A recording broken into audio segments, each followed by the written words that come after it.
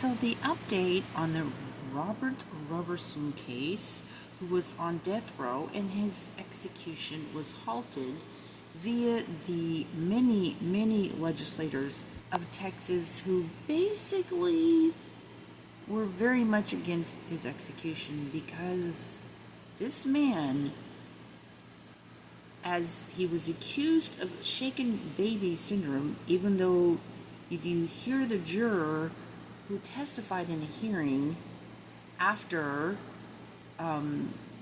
there was a subpoena by legislators, said that she hadn't even heard that he beat her or anything like that. It was all shaken baby syndrome because they have denounced shaken baby syndrome as the cause of her death, because tests have proven via experts she didn't even die from that. The child died from pneumonia. There was neglect on the hospital, and so they basically tried to frame this man and claim that he beat his child. So this is a long, lengthy case. I've covered it in detail about the Attorney General of Texas egregiously lied, and so many legislators on both sides, both parties, came together and said, look, you have violated the statute, the intent of what the statute is on junk science. So I just wanted to do a little update because it's kind of gone quiet after his execution at the last minute was canceled. Just went blank. So basically, here's the status on this case. And I thank God for this. And I ask other people to continue to pray for this situation in this case. The Dallas County Commissioners, they approved an independent review of medical examiner files in Robert Roberson case. So they're going, and here's why. So they approved, this was back in April, they approved an independent review of the medical examiner's files in the Robert Roberson case. I don't like that this fact, all of this, I mean, it was in the news like every single day when he was, about to be executed in the fight with the legislators and the Attorney General, and I mean, it was almost every day. Then it just went silent. And I just find that cringy, and I think that this is definitely overdue for an update. This should be in the news. But anywho's, the Dallas County Commissioners Tuesday approved, this was back in April, an independent review of the medical examiner's files. Okay, that he saying that this baby died from shaken baby syndrome. And I think part of the reason it went quiet is because they're trying to cover up the fact that the Attorney General for the state of Texas lied, committed perjury, claiming anew, defaming this man anew, claiming that he was convicted of beating this child, and that's not even what was presented to the jury. So they had a juror come out and testify in a hearing. That never happened. That never happened. It's not in the transcript. So this Attorney General, he's just trying to save face and just made up stuff. Anyways, his actual cause of death of this was shaken baby syndrome.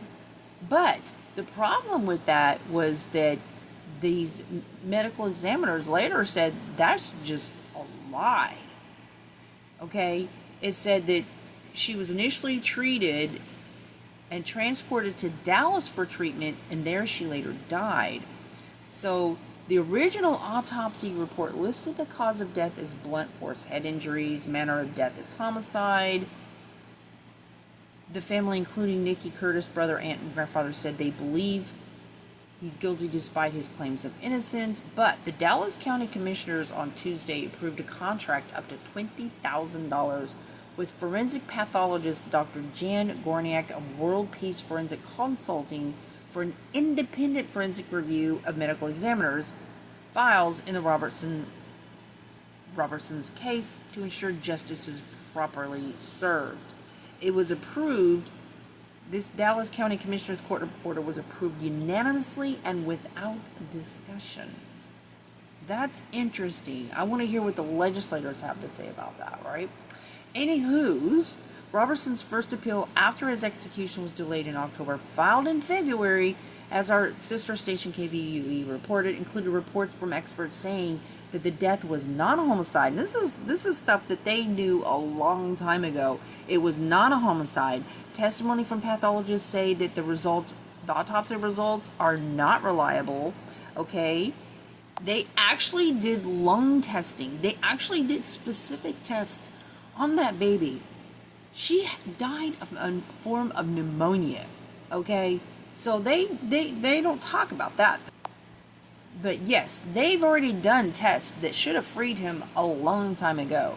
So now they're just like trying to act like they're doing something new, you know. And in reality, the evidence they already have should have freed him a long time ago. But this political save-facedness, while a man's life, and not only him, but if they can do this to him, what about other people?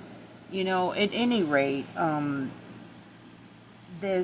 the argument, they had a former appeal judge from the state of Texas who actually, was sharing her position, stating that it was very problematic, that they do believe that they are violating the statutes that's supposed to go against this junk science statute, okay, to protect people from basically fake convictions on junk science, right? And they were not using the statute accordingly. But anyways, it's an important case, and I'm just disappointed that they're just hiding this update, from the national news. It should have been, you can Google it and you won't find any updates. Like, you have to search, right? This is like local news, right? Despite the fact that this case was in constant daily news. Anyways, so just keep this in prayer, that the evidence they already have, I'm glad they're doing new testing, but the evidence they already have is sufficient that he should be set free. But anyways, his execution is on hold for this time. Keep this case in prayer and other cases. And it's sad because they took this baby off life support. He had no rights. And I feel like this hospital failed because he took that baby to the hospital multiple times. And I feel like the hospital failed in recognizing what this child had. And when the baby died, they tried to frame this man for her death. And tests have already proved of what she died of. And they basically lied. And those people that are in power that did this, they should be prosecuted. And that attorney general should be removed from power because he blatantly, and they called him out on it too, he has committed perjury. And he should be removed from, he's dangerous, in my opinion. What he said, there was absolutely, basically, just flat out lies. And the lawyers and those legislators called him out on that. He's a dangerous man. He has no business being in power because he blatantly lied. I covered that in detail in other videos. And so just please keep this. We can pray specifically over people who are in power who are doing corrupt things with their power. It's our job to pray over that. Remember that. When law violates its own law, it's an abomination to God.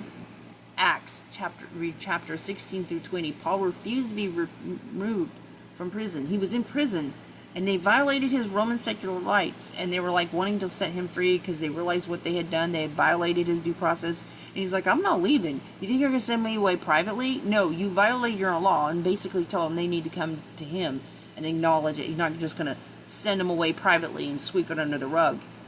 And why? When he could have been out, healing and preaching and teaching, and no. He refused to be released from prison because the law violated its own law. And that's a work. That's works. A lot of people think that healing and preaching and teaching, evangelizing, those are works of the kingdom. But justice is also works of the kingdom. And that is fact because of what Paul did in refusing to be removed from prison. He refused to be released from prison because justice matters and it's works of the kingdom. So we have to do our duty to God and, you know, pray specifically over this, stand up against injustices. So please do that. Thank you.